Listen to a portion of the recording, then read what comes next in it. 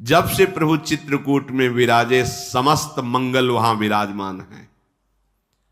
हर मौसम में बसंत ऋतु ही छाई हुई है, क्योंकि प्रभु विराजमान है। भौरों की पंक्तियां गुंजार कर रहे, मानो वेद की ऋचाएं भौरे बन करके प्रभु का यश गान कर रहे। हर समय शीतल मंद सुगंध वायु बह रही, नीलकंठ कोयल तोते पपीहा चकवे चकोर मोर, ये सब मंडली की मंडली प्रभु को घेरे रहते, दर्शन करते, कुहकते हैं, नृत्य करते हैं। जब से प्रभु बसे वहां तो हाथी सिंह बंदर सुअर हिरन, ये कोई किसी को मार नहीं रहा, बैर नहीं कर रहा, सबके हृदय में शांति और प्रेम का संचार हो रहा है। करी के हरि कपि कोल कुरंगा, विगतो बैर बिचरहि सब संगा। और जब प्रभु वन विहार के लिए निकलते हैं तो ये सब भर नेत्र प्रभु की रूप माधुरी का पान करते हैं। चित्रकूट में प्रभु विराजमान है तो हिमालय को भी ईर्ष्या हो रही है। ये धन्य भाग चित्रकूट के, जहां स्वयं भगवान विराजमान है। हिमालय भी चित्रकूट का यश गान करता है। विंध्याचल तो बहुत आनंदित हो रहा है, क्योंकि चित्रकूट शिक्षण बिना परिश्रम ही हमको बहुत बड़ी बड़ाई मिल गई, क्योंकि सबसे बड़े प्रभु हमारे समीप विराजमान हैं। सारे के सारे सरोवर समुद्र नदी नद सब मंदाकिनी की बड़ाई करते हैं, क्योंकि रोज प्रभु जलपान करते हैं, स्नान करते हैं। धन्य है मंदाकिनी।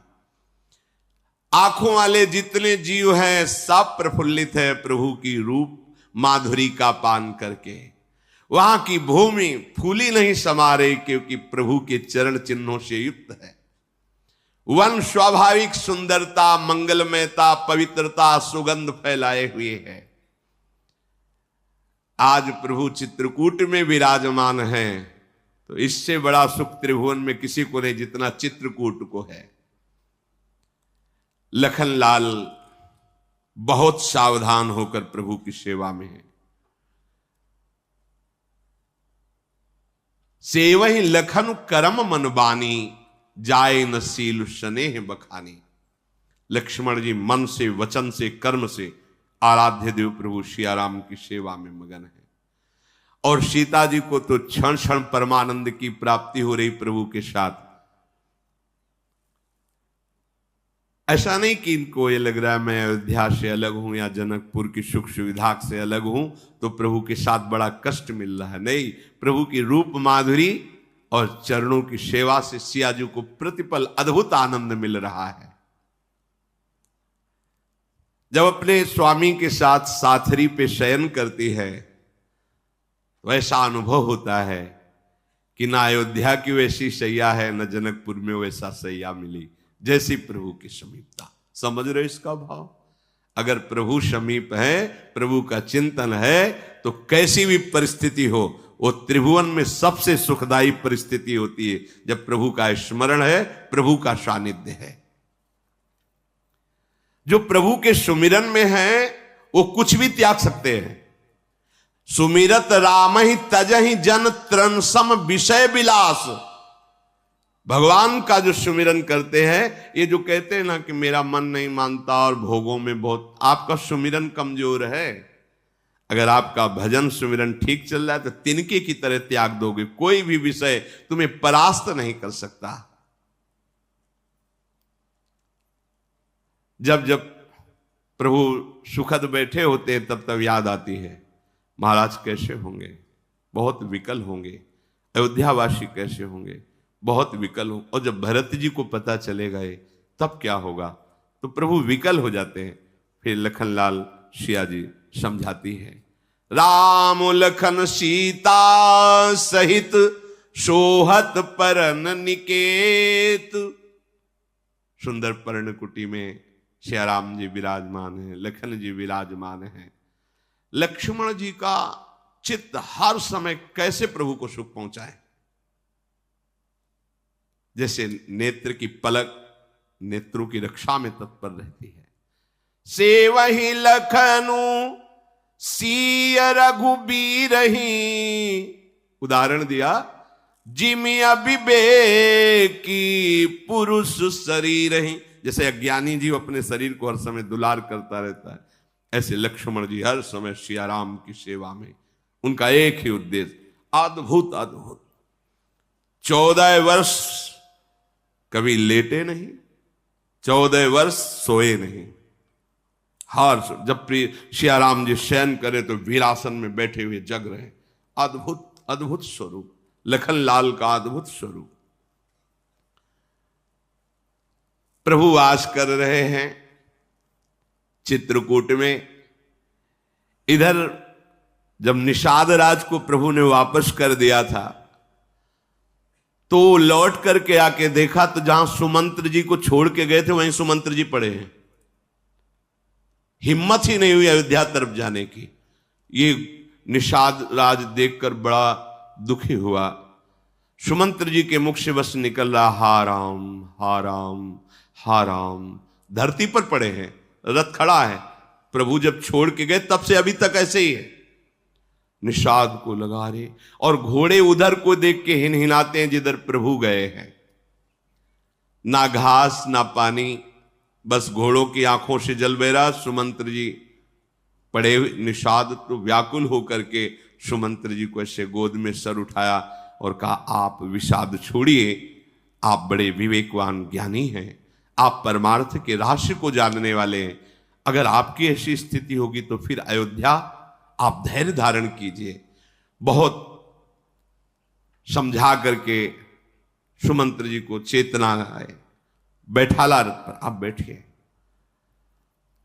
और आप शीघ्र जाकर अयोध्या में सूचना दीजिए, क्योंकि सब बाट जो रहे हैं आपकी। सुमंत्र जी जब घोड़ों को इशारा करते चलने का तो लौट पड़ते हैं। जिधर राम जी गए उधर देखकर जोर जोर से हिनहिनाते हैं, आंखों से अश्रु बहा रहे हैं।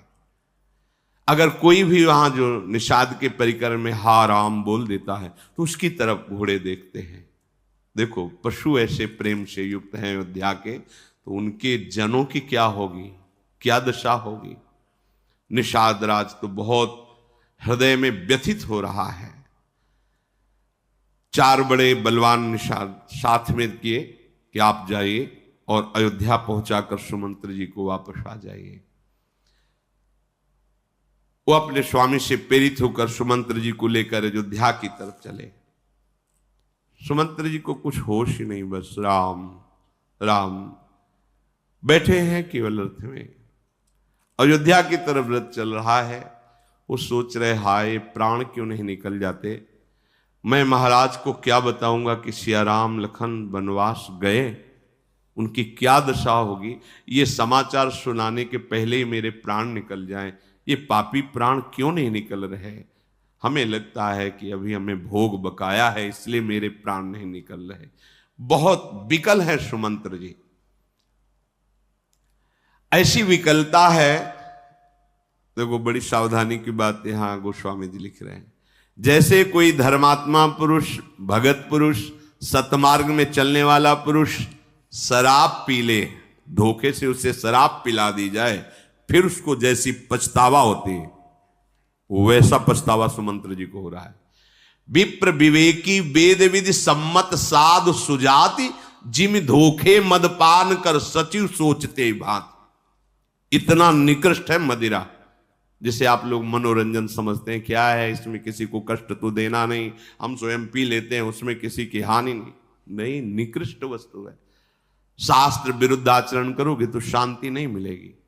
सबसे प्रार्थना है, ये राक्षसी भाव पैदा करती, इसलिए बिल्कुल इसका पान न किया जाए। ये आपके सुकृतों का नाश कर देगी, आपकी बड़ी हानि, स्वास्थ्य की हानि, धर्म की हानि, पुण्य की हानि। कोई एक अंश में लाभ होता तो विचार किया जाता, एक अंश में भी लाभ नहीं। इसलिए मदिरापान बिल्कुल, जहां तक हमारे शब्द पहुंच रहे हो, हम प्रार्थना करते हैं, अब लो नशानी अब ना नशो, अब तक की आज छोड़ दो, भगवान कृपा करेंगे, वो सर्व पाप रहित करके आपका मंगल कर देंगे।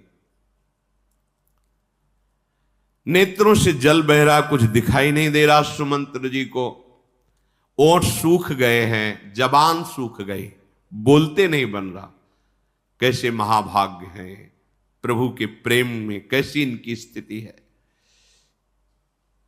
सुमंत्र जी का मुख का रंग उड़ा हुआ है, पीत वर्ण का हो गया है। ऐसा मालूम होता है कि जैसे कोई अपने माता पिता की हत्या करके निस्तेज हो जाता है, सारे सुकृत नष्ट। ये बड़े निंदनीय नरकों को प्राप्त होते हैं जो अपने गुरुजन माता पिता पर हाथ उठाते हैं। धिक्कार तुम्हारे हाथ को, जिन्होंने तुम्हें इतना बड़ा किया, खवा पिया के, मल धो करके, कैसी कैसी परिस्थितियों से। उस माता को देखो, जरा सा जुकाम हो जाए तो लिए छाती से लगाए भागी घूम रही है। कोई भी अस्पताल, कोई भी वैद्य, कुछ भी बेचना पड़े, मेरे लाला को जुकाम ना हो जाए। वही लाला जब सयाना हुआ तो उसी माता को पीटता है, अपमानित करता है, निकाल देता है घर से। तो तुम्हारी दुर्गति ऐसी होगी, भोग भी नहीं पाओगे, त्राहिमाम मचेगा। कह रहे सुमंत्र जी को ऐसा दुख हो रहा है जैसे कोई अपने माता पिता को पीटता है ना, उसको जो दुख मिलता है। यहां भी तुम अशांत और दुखी रहोगे, वहां भी। आप क्या समझते हो? आपके माता पिता गुरु हैं, जिन्होंने आपको गर्भ में धारण किया, पालन पोषण किया। अब चाहिए था कि आप उनकी सेवा में रत हो। उनको दंड दे रहे हो, उनको गालियां दे रहे हो, उनका अपमान कर रहे हो, उनको निष्कासित कर रहे हो। इससे बड़ा महापाप क्या होगा? तुम समझते हो तुम्हें बहू मिल गई और हम मनमानी सुख भोगेंगे? देख लेना, जिसके माता पिता ने गले लगाकर आशीर्वाद दे दिया, ब्रह्मा भी नहीं काट सकते उस आशीर्वाद को। ध्यान रखना, ब्रह्मा भी नहीं काट सकते। इस बात को समझ लो, माता पिता कोई छोटी मोटी सामर्थ्य नहीं, साक्षात जगत पिता भगवान ही उनके हृदय में बैठे हुए हैं। अगर आप अपने बूढ़े माता पिता का अपमान करते हैं, मेरी बात मान लेना, कहीं सुखी नहीं रह सकते। उनके हृदय की दाह सदैव तुम्हें जलाती रहेगी, तुम्हारे शुभों का नाश करती रहेगी। कभी तुम यश को, सम्मान को, सुख को, शांति को न लोक में न परलोक में कभी नहीं प्राप्त कर सकते। मुख से सुमंत्र जी के कोई वचन नहीं निकल रहा है। बार बार सोच रहे कैसे अयोध्या में प्रवेश करूं। अब वहां प्रवेश करूंगा, लोग पूछेंगे कहां है सिया राम, क्या उत्तर दूंगा? जब कौशल्या जी आएंगी और कहेंगी कि कहां है हमारे राम, और जब महाराज जी पूछेंगे दशरथ जी कहां है राम, क्या? हृदय न बिदर्यो पंक जिमी, बिछुरत प्रीतम नीरू, जानत हो मुहि दीन विधि, यहु जातना शरीर। सुमंत्र जी सोच रहे मेरा हृदय क्यों नहीं रुक जाता, अर्थात हृदय फेल क्यों नहीं हो जाता। मुझे लगता है जैसे नरक भोगने के लिए यातना देह मिलता है, उसमें मृत्यु नहीं होती, ऐसे ही मेरी मृत्यु इसलिए नहीं हो रही कि मुझे दुख भोगना है। सुमंत्र जी बहुत व्याकुल हैं। चारों निषाद सुमंत्र जी के पैर पड़ करके कि अब आप अयोध्यापुरी में प्रवेश करें, और वो वहां से वापस हो जाते हैं।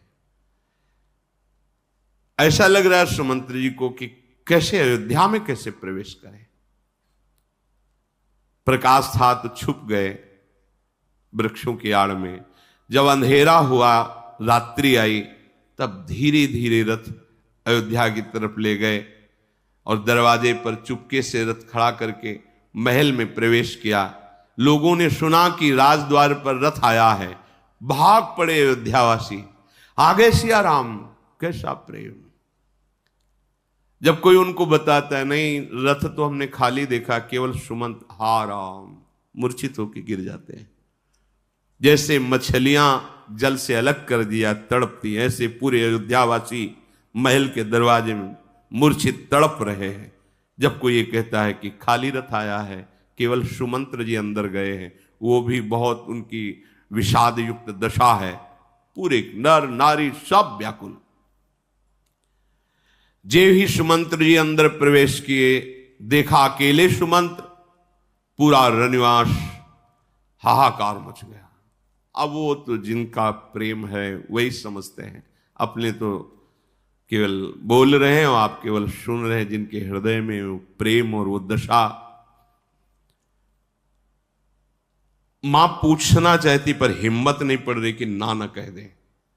कहां है राम, तो कह देंगे कि नहीं आए राम। ये हिम्मत जबकि देख रहे हैं।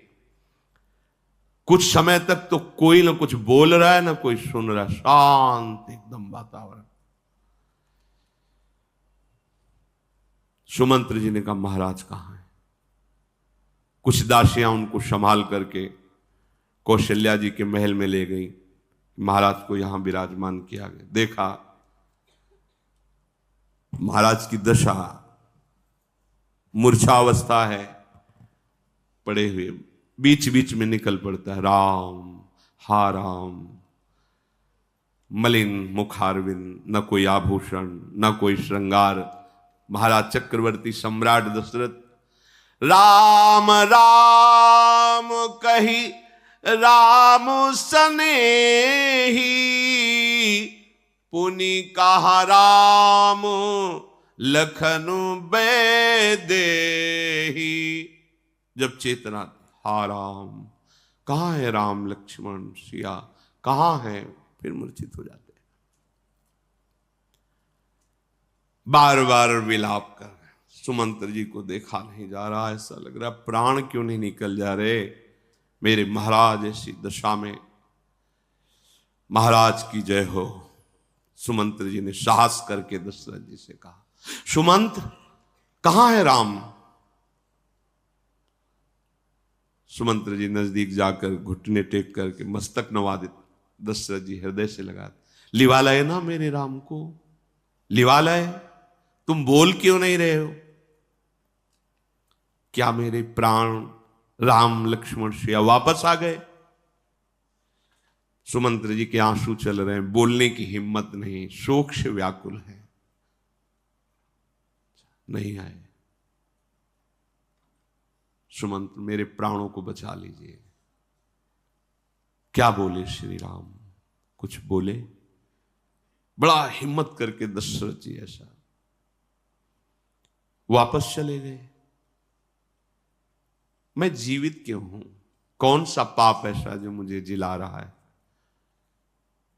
सुमंत्र तुम मेरे सखा भी हो, मंत्री भी हो, सारथी भी हो। अगर मुझे बचाना चाहते हो तो तत्काल रथ सजाओ और जहां मेरे सिया राम हैं एक बार दिखा दो, नहीं तो हमारे प्राण चले जाए।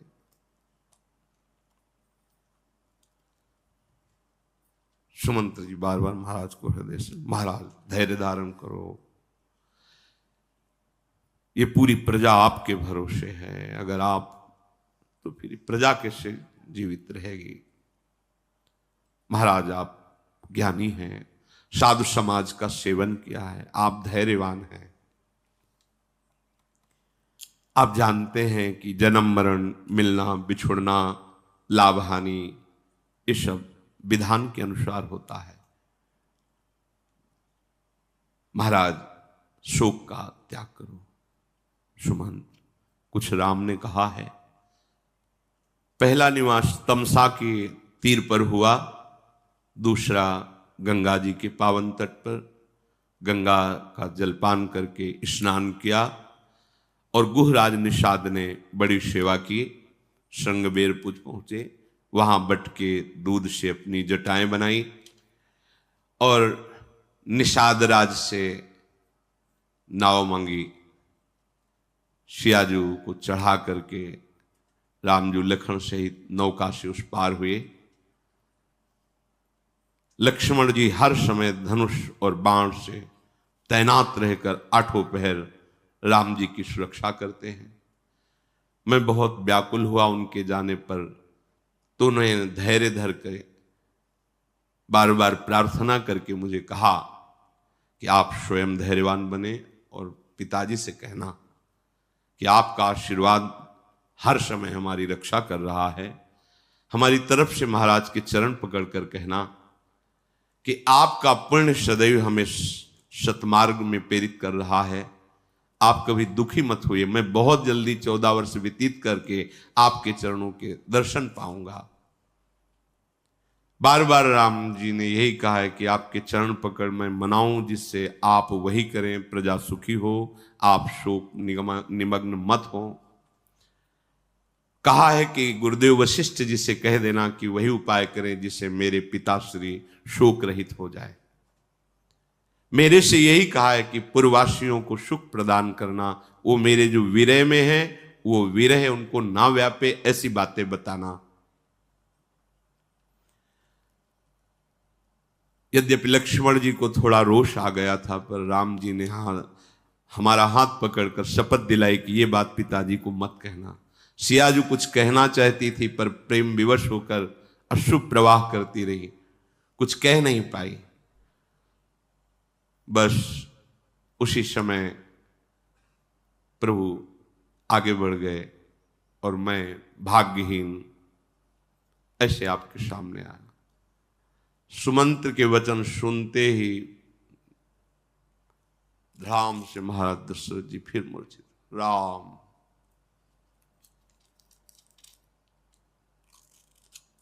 सब रानियां जो कौशल्या जी हैं, सुमित्रा जी और दास दासियां महाराज की स्थिति देखकर बहुत व्याकुल हो गई। भारी अयोध्या में कोहराम मच गया कि महाराज अब नहीं टिक पाएंगे। आवाज नहीं, राम राम ऐसे दशरथ जी। कौशल्या जी भागी, महाराज जी का सर गोद में रखकर कहने लगी कि आप धैर्यवान हो, आपको धैर्य धारण करना चाहिए। ये कुटुंबी, ये प्रजाजन, सारी समाज आपकी ही बाट जो रही, यदि आप ऐसे तो ये सब प्राण त्याग देंगे। कौशल्या जी की बात सुनकर दशरथ जी ने आंख खोली और कहा, अब मेरे प्राण नहीं रुक सकते।